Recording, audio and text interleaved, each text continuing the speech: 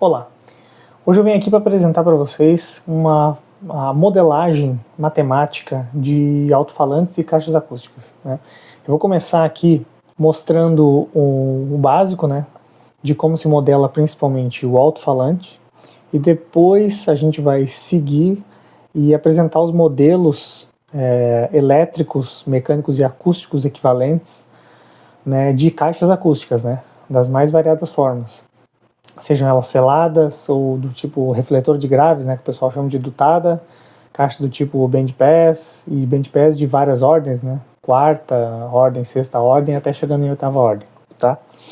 Então, eu vou começar aqui mostrando a modelagem de um alto-falante simples, tá?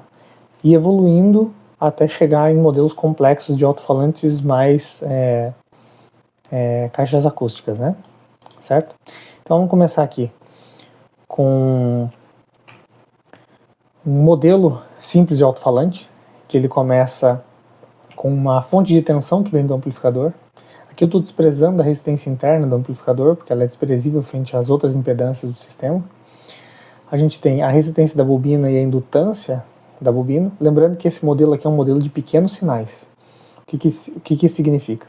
Significa que esse modelo só é válido para pequenas excursões do cone. E quando eu digo pequenas, são pequenas mesmo. A gente está falando de um modelo válido para quando o cone praticamente não se mexe. Porque quando o cone se mexe, a gente tem fenômenos não lineares aqui que não estão sendo contemplados nesse modelo, certo? Então vamos. A gente tem a resistência da bobina, a gente tem a indutância da bobina, que por sua vez é acoplada através desse elemento aqui, que é um elemento não tão difundido, né, nos cursos de circuitos elétricos, mas é um girador,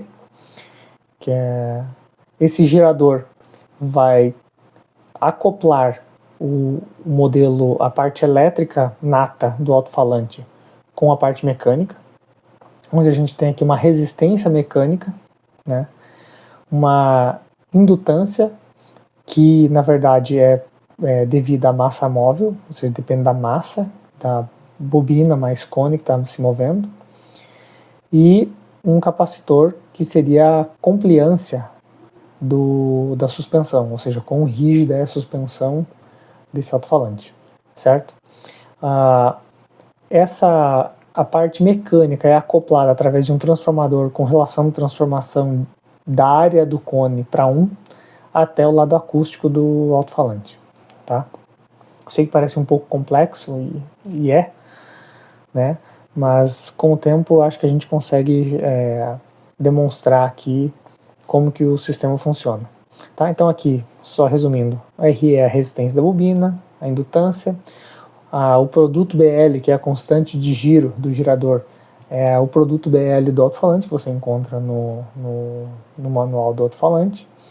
E aqui também são os parâmetros, né, de resistência mecânica, da suspensão, da massa móvel, a compliância e a área efetiva. Quando a gente fala aqui em resistência mecânica, tem que ficar claro que não é o quão dura é a suspensão, isso é a compliância. A resistência mecânica aqui no caso está mais associada a uma resistência de perdas, né? Então não confundir com a compliância, tá? Bom, aqui tem algumas analogias físicas, né, que relacionam um circuito equivalente elétrico com o mecânico e acústico, né? Então se você monta um circuito elétrico puro, né, no domínio elétrico, ele vai se refletir para o lado mecânico, uma fonte de tensão vai acabar virando uma força, que por sua vez no lado acústico vai acabar virando pressão. Então a gente vai trabalhar com circuitos elétricos, mas todos eles refletidos do lado acústico e que vão representar grandezas acústicas, né? Sejam pressão, massa acústica, velocidade volumétrica e assim por diante, tá? Então a primeira coisa, já que o nosso objetivo é modelar caixas acústicas, né, com o alto-falante e obter todas as equações de resposta e tudo mais, a gente, a meu ver, é melhor passar todas as variáveis do lado elétrico para o mecânico e depois todas as variáveis do mecânico para o lado acústico e ter um circuito equivalente do lado acústico. Isso é feito com algumas definições aqui que estão à direita, né, de impedâncias, né, e que vão culminar nesse circuito equivalente aqui do alto-falante no lado acústico, certo?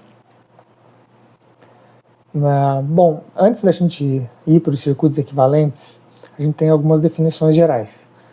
A pressão sonora a 1 metro de distância, que é proporcional à derivada da corrente que flui pela impedância de radiação, que nesse caso é a impedância ZA, aqui nesse circuito, ela é geralmente calculada em relação a 20 micropascal. Então, o valor do SPL, né, da pressão sonora, seria 20 log base 10, de Rho sobre gama, da derivada aqui, S no caso é a variável complexa, né, frequência complexa que vem da transformada de Laplace, multiplicado pela corrente que passa por esse indutor acústico, dividido por 20 micropascal, certo?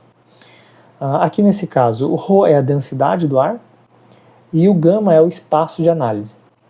O espaço de análise ele é definido a partir de quantos planos infinitos são usados para dividir o espaço tridimensional pelo qual o som se propaga. Gama igual a 4π seria o espaço livre, sem nenhum plano infinito subdividindo o espaço. Ou seja, seria uma caixa acústica ou um alto-falante, no caso uma caixa acústica com um alto-falante, que estaria no espaço onde ele não tem nenhuma parede refletora em nenhum lugar para refletir essas ondas sonoras. O gama igual a 2π seria o meio espaço, que seria o meio infinito, como se essa caixa acústica estivesse encostada, como se fosse de costas, né? Imagina uma caixa selada cujas costas dessa caixa selada está sobre um plano infinito. Com isso, parte da potência que seria propagada para o lado de trás não pode se propagar porque tem um plano infinito, então ela se propaga para frente. E isso tem um aumento em dB de SPL que você considera. Aí tem o gama igual a π, gama igual a meio, que você vai basicamente aumentando o número de espaços de recorte, desse espaço até chegar num canto, que seria 1/8 de espaço.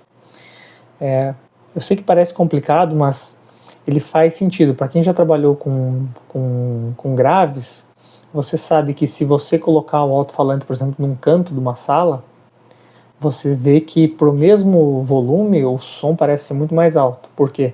Porque você tem vários espaços de recorte. Você tem o chão, depois você tem uma lateral e mais uma outra parede, e o teto em cima. Só que o teto aqui, no caso, não conta.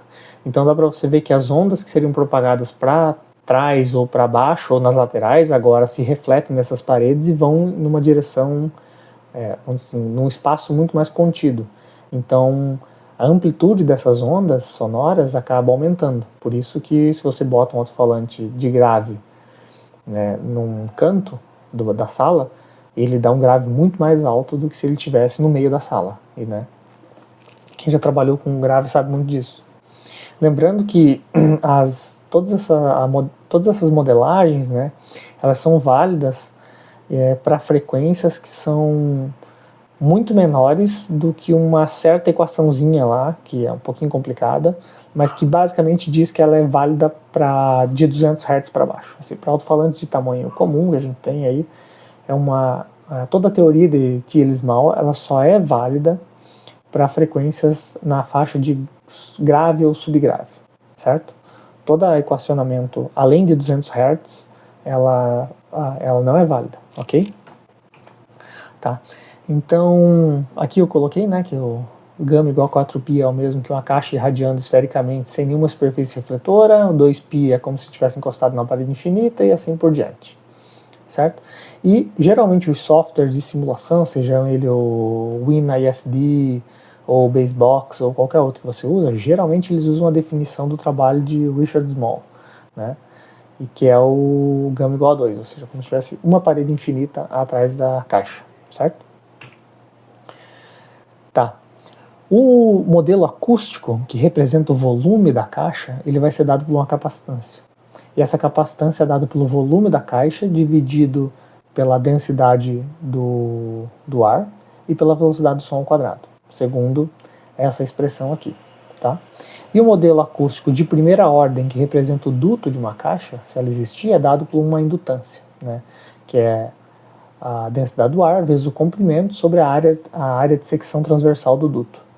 Lembrando que essa aqui é uma aproximação de primeira ordem, porque todo duto ele tem múltiplas ressonâncias, né? Só que se o duto for pequeno o suficiente, essas ressonâncias vão cair muito além dos 200 Hz que eu disse. Então você pode usar a aproximação de um modelo de primeira ordem, tá? Outra coisa que tem que ser dita é que, assim, para a gente usar esses modelos mais simplificados, o volume ocupado pelo duto ele tem que ser muito menor do que o volume ocupado pela caixa em si. Ou seja, quando você usa esses programas de simulação, se eles não tiverem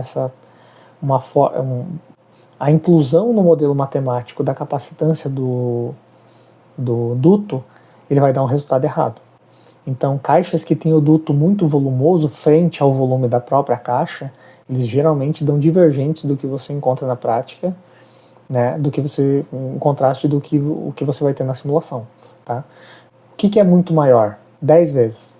Então, se o volume ocupado pelo duto, seja ele dentro ou fora da caixa, tá? Tanto faz, é menor do que 10 vezes o volume da caixa, ou seja, se o volume do duto é pelo menos 1/10, né, do volume da caixa, nesse limite, essas equações que a gente vai ver daqui para frente, elas são válidas, tá? Claro que o comprimento do duto também aqui, ele é o comprimento físico mais um fator de correção. Esse fator de correção depende de muita coisa e a gente geralmente utiliza o raio do duto como fator de correção.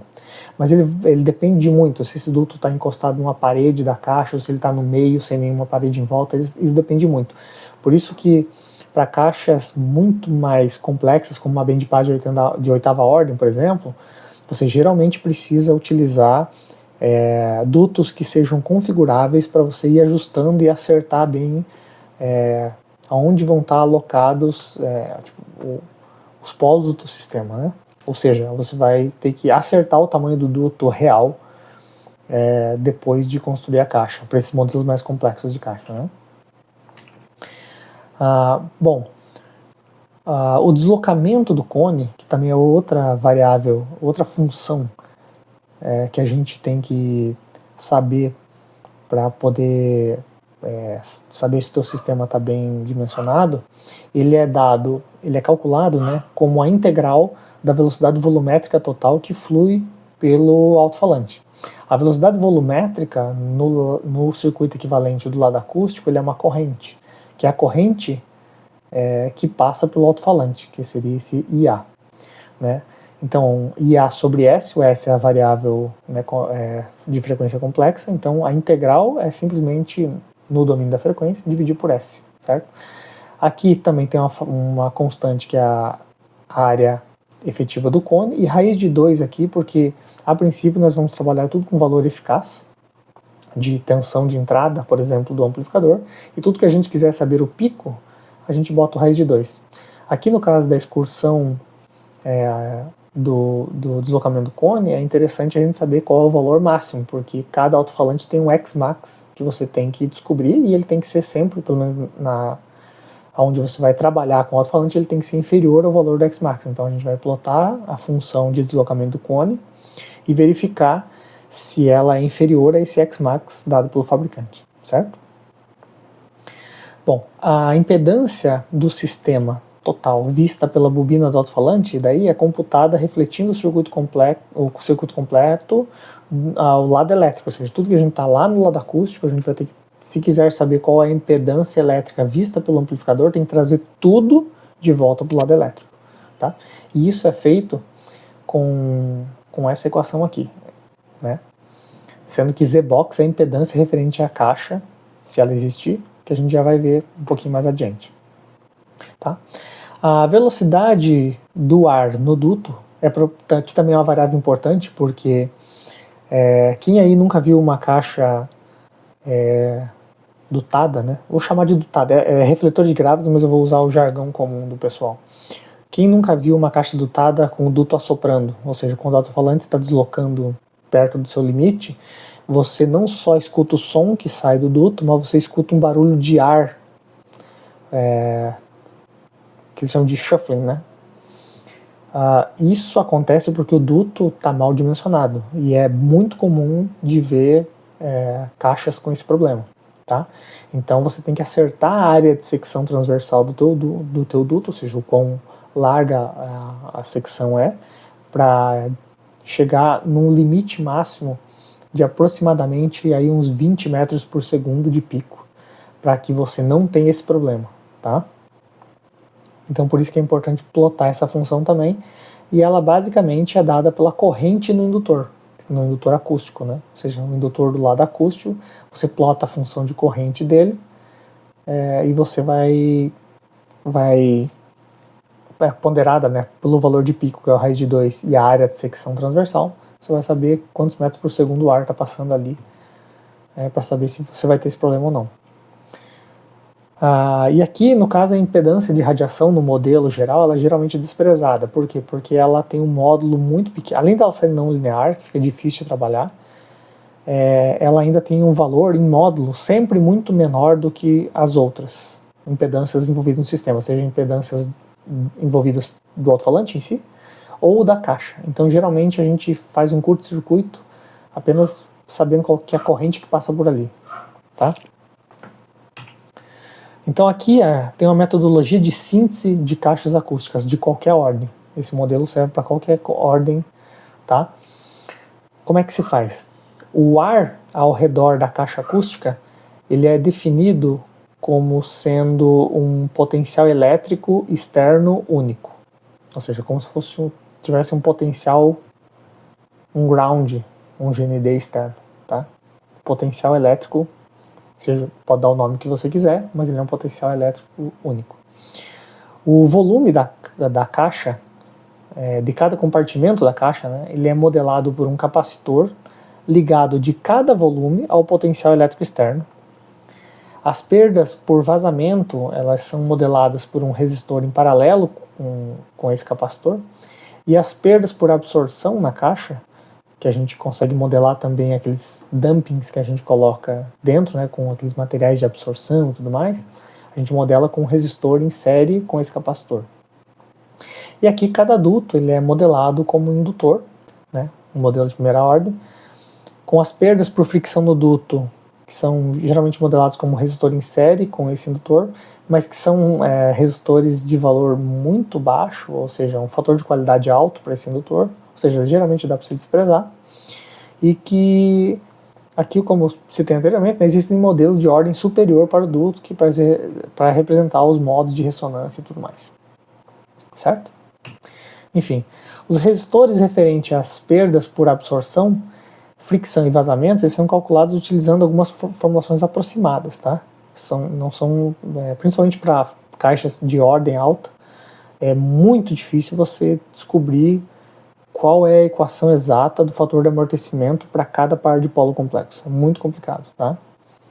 Então a gente tem umas soluções aqui aproximadas, onde o fator de qualidade varia de 5 a 20 para as perdas por vazamento, e de 30 a 100 para perdas por absorção. Mais para frente, quando a gente for colocar exemplos disso e simular exemplos disso, vai ficar mais claro, tá? Por enquanto, realmente parece muito abstrato, ok? Então aqui vamos começar com um modelo mais simples, que é o circuito elétrico equivalente de um alto-falante num baffle infinito. O que seria o baffle infinito? Seria como se ele estivesse numa caixa selada com o volume infinito, ou seja, o volume da caixa tendendo ao infinito, certo? Aqui, então, com o circuito elétrico equivalente que a gente já tinha deduzido, note que o alto-falante tem aqui dois terminais que estão saindo aqui, um de trás e um de frente deles, certo? São esses dois terminais aqui que a gente tem essa bolinha, ok? Aqui a gente tem uma capacitância infinita para esse potencial externo que eu desenhei. Lembrando que uma capacitância infinita ela tende a um curto-circuito, então por isso o curto-circuito aqui. E aqui a gente tem a nossa impedância de radiação. Então, a corrente que a gente vai utilizar para calcular o SPL é a corrente da impedância de radiação com esse circuito equivalente. Tá? A velocidade volumétrica total, né, que é a nossa corrente no lado elétrico, no lado acústico, desculpa, ela vai ser dada pela VGSD sobre BL e pelas impedâncias que a gente já tinha pré-calculado antes. Né? O deslocamento do cone vai ser usando a mesma velocidade volumétrica, e a velocidade volumétrica aqui na impedância de radiação é igual ao próprio IA que a gente já calculou, né? Porque a corrente que passa pelo alto-falante, que é antes de chegar nesses dois pontos, é a mesma corrente que passa por IZA. Então fica fácil da gente calcular. Então a pressão sonora, ou seja, o nosso SPL a 1 metro de distância, ele vai ser basicamente dado por essa expressão aqui, que a gente já tinha visto anteriormente. Tá? E caso a gente queira saber a impedância total do sistema vista pelo lado elétrico, que é uma coisa que eu vou demonstrar depois por que ela importa, ela é dada por essa expressão aqui, certo? Bom, aqui a gente já começa com a caixa selada, certo? O circuito equivalente no lado acústico da caixa selada é dado por esse desenho aqui, esse diagrama, onde a gente tem o alto-falante com os seus dois pontos, né? Esses dois pontos aqui são esses dois pontos do circuito equivalente, ou seja, é como se você tivesse dois terminais, não são os terminais do alto-falante, tá? Da bobina. Entenda, isso aqui é um circuito equivalente do lado acústico, ok? Então, o método de você gerar o circuito equivalente é assim, aonde o alto-falante está, do lado de trás dele, supondo que tem uma parede que divide os dois lados, né? Tem um terminal e do lado direito tem outro terminal. Bom, como a gente já tinha visto lá, se eu tenho um volume fechado, o nosso potencial externo está aqui desenhado, esse fio, né, por assim dizer. Aqui nós temos, como dito anteriormente, desenha-se um capacitor representando o volume dessa caixa para esse potencial externo, e aqui esses dois resistores representando o resistor de absorção e aqui o resistor de vazamento, certo? Como se a caixa vazasse mesmo, como se tivesse algum furinho na caixa por onde o ar pudesse escapar. E isso sempre existe, não existe caixa perfeita, tá? Aqui do outro lado a gente tem sempre a resistência a impedância de radiação, né? E aqui, se você traduzir esse circuito por um circuito elétrico equivalente do lado acústico, a gente chega nisso aqui, né? Claramente aqui a gente consegue ver que a corrente IA é a mesma corrente IZA, como na caixa selada. Então a gente tem aqui, primeiro, o cálculo da impedância capacitiva equivalente, que é dado pelo paralelo do resistor de vazamento com o conjunto série da capacitância da caixa e da resistência de absorção, certo? Aqui eu uso essas definições para conseguir deixar as equações um pouquinho menores, porque para caixas de ordem muito alta, se for trazendo todas as variáveis do circuito equivalente, o negócio fica gigantesco, ok? Então aqui a impedância acústica total equivalente da caixa é igual à própria impedância do ZC B0A. Por quê?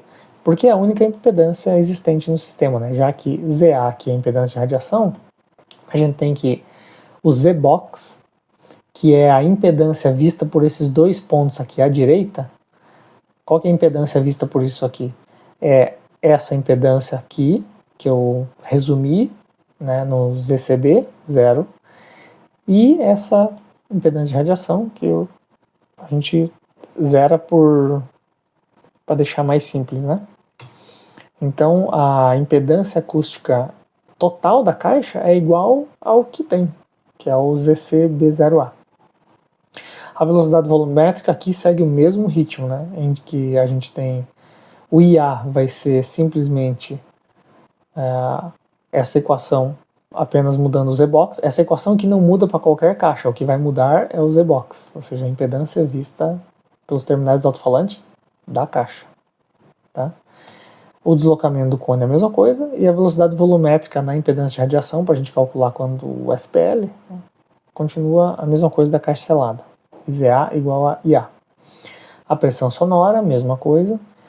Aqui a impedância total do sistema vista pelo lado elétrico, essa expressão aqui também não muda, o que muda é sempre Z-box. Tá? E aqui tem a frequência de cálculo dos resistores de perdas, onde a gente vai usar uma expressão aproximada para a frequência de ressonância desse conjunto, né, alto-falante mais caixa, e calcular assim o resistor de perda por vazamento e por absorção. Tá? Aqui no caso da caixa refletora de graves, na caixa dutada, a gente agora tem o nosso duto. Esse duto agora tem um indutor, certo?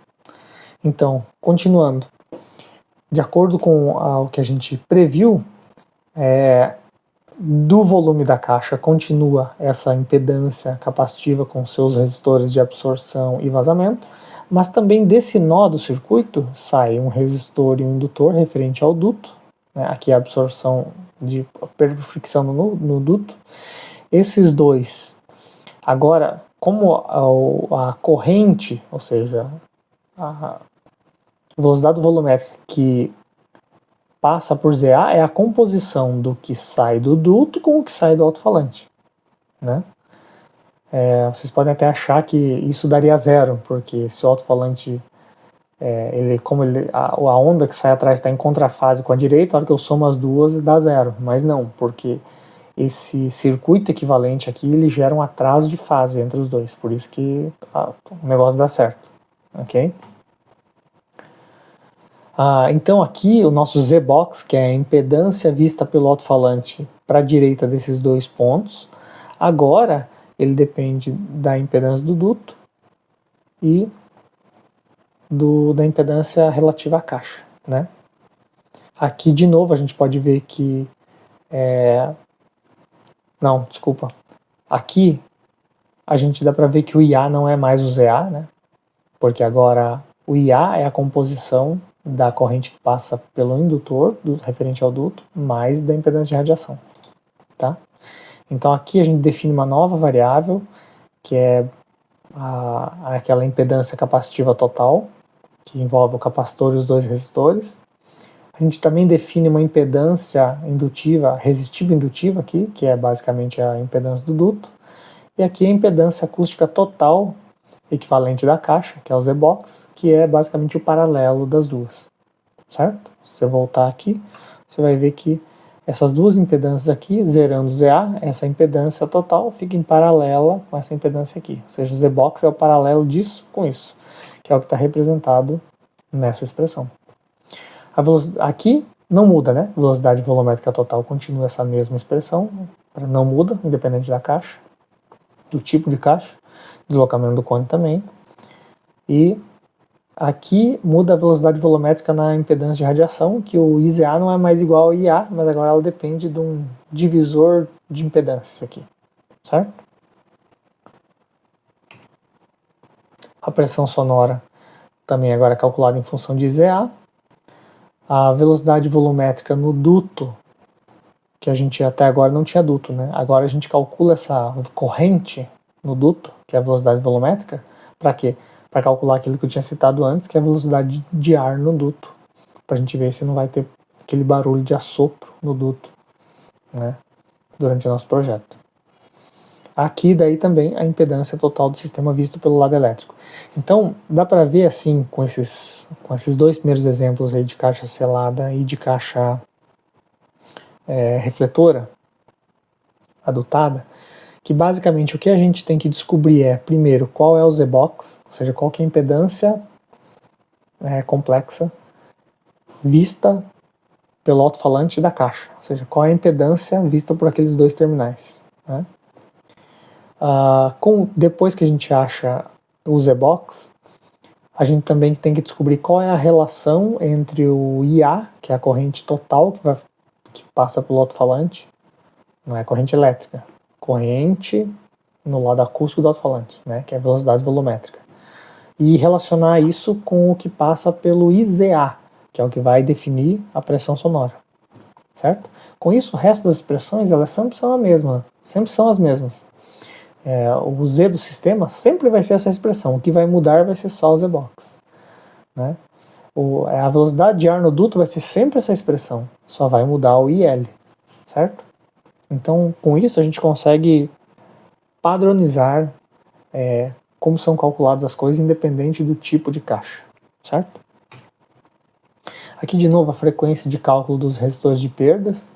Aqui a gente tem uma equação aproximada, né? Que é basicamente a frequência de ressonância da caixa desprezando o alto-falante. E temos aqui as duas expressões. Agora vem um tipo de caixa um pouco mais complexa, que é a bandpass de quarta ordem, né? De novo, como é que a gente monta o circuito equivalente? Desse volume de caixa tem a impedância capacitiva resistiva para o potencial externo. Desse volume da caixa tem esse nó com uma capacitância resistiva capacitiva externo. Desse nó aqui sai o duto, e o duto, no caso de uma bandpass de quarta ordem, é a única fonte de velocidade volumétrica para a impedância de radiação. Então a impedância de radiação vai ligado só aqui, certo? Com isso, o nosso circuito equivalente ele fica dado assim. Se você seguir esse caminho aqui, você vai ver que ele fica exatamente isso. Aqui, aí tem que equacionar esse circuito e descobrir as relações entre IA e ZA, descobrir qual é o Z-box e tudo mais, certo? As expressões são dadas aqui. A impedância capacitiva equivalente é da mesma forma, a gente sempre usa o mesmo tipo de expressão. E aqui é para o X aqui, para 1 e 2, é só para saber se X igual a 1 é o lado selado, por exemplo, X igual a 2 o lado dutado, certo?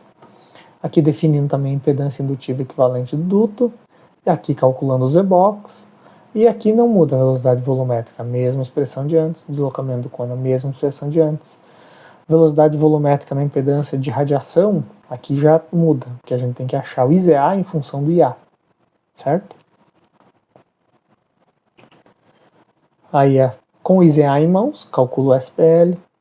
Aqui a velocidade volumétrica do duto, ela é a mesma do IZA, né, porque as duas estão em série, essas duas correntes, né, entre aspas, estão em série. E aqui a velocidade de ar no duto, né, que é calculando usando essa corrente, e a impedância total do sistema, que depende só do Z-box, né, o resto é a mesma expressão para qualquer tipo de caixa, tá? A frequência de cálculo dos resistores de perda, eles são calculados em função da frequência de ressonância do lado dotado da caixa, né? Bom, aqui a gente tem uma bandpass de sexta ordem de sintonia paralela, que aliás é meu tipo preferido de caixa, tá? Aqui, de novo, ó, como é que ela é? Ela é basicamente dois lados dotados, certo? O que a gente tem aqui?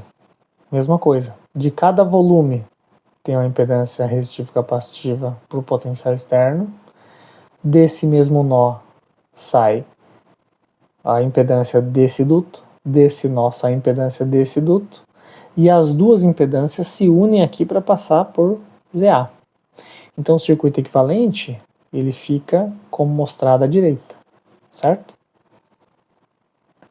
Com isso, a gente tem de novo as expressões que calculando a impedância capacitiva equivalente, impedância indutiva equivalente, a impedância acústica total da caixa, que é o Z-box, e daí relacionando o IA com o ZA e calculando todas as expressões que a gente já fez antes, né? Apenas a gente vê que a coisa começa a ficar um pouquinho mais complicada, né? Eu vou deixar passar isso aqui, não vou dar muita atenção para isso agora. Eu quero só mostrar, aqui também tem o cálculo dos resistores e tudo mais. E eu vou passar direto para uma bandpass de 8ª ordem de sintonia paralela.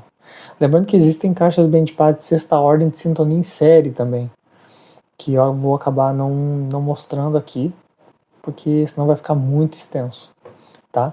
Eu só queria mostrar a bandpass de 8ª ordem, que elas são basicamente uma caixa bandpass de 6ª ordem de sintonia paralela com um filtro passa-baixas, né, que seria um resistor capacitor aqui, né, na frente, ou seja, mais uma caixa dotada que engloba as outras duas. Esse é um tipo de caixa bem complexo, e quanto mais complexa o tipo de caixa, mais sensível ela é a erros de construção. Ou seja, esse aqui eu já sei que se eu errar na forma de construir isso aqui, esse tipo de caixa não funciona. Ela não permite erro de quem está construindo, nem do modelo do alto-falante, nem da modelagem geral. Tá? Então, a gente tem aqui o circuito equivalente desenhado primeiro com a caixa e depois traduzindo isso para um circuito mais padrão, né, de circuitos elétricos.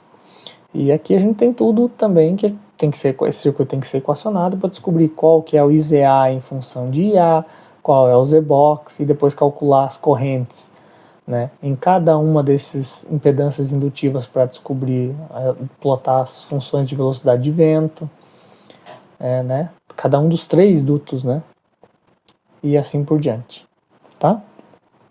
Então, aparenta ser um negócio bem complexo, mas quando você coloca no MATLAB de pouquinho em pouquinho, que eu pretendo mostrar passo a passo, primeiro começando com uma caixa selada, mostrando as equações, como que se coloca no MATLAB, como que se plota essas funções e comparando ela com softwares comerciais, tá? Então, com isso, aqui tem as expressões, né? Você vê que já começa a crescer, o Z-box já começa a ficar grande.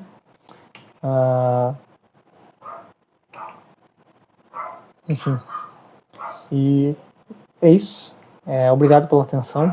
Eu sei que não é fácil, principalmente vendo assim, quem nunca teve contato, mesmo dominando cálculo complexo, né?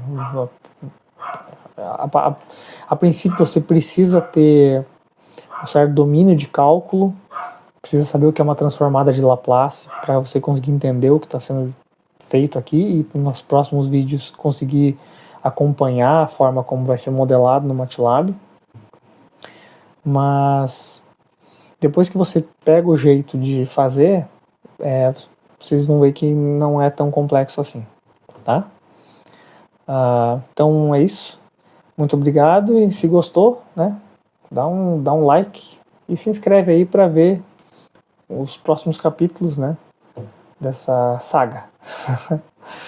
Então um abraço para vocês e até mais.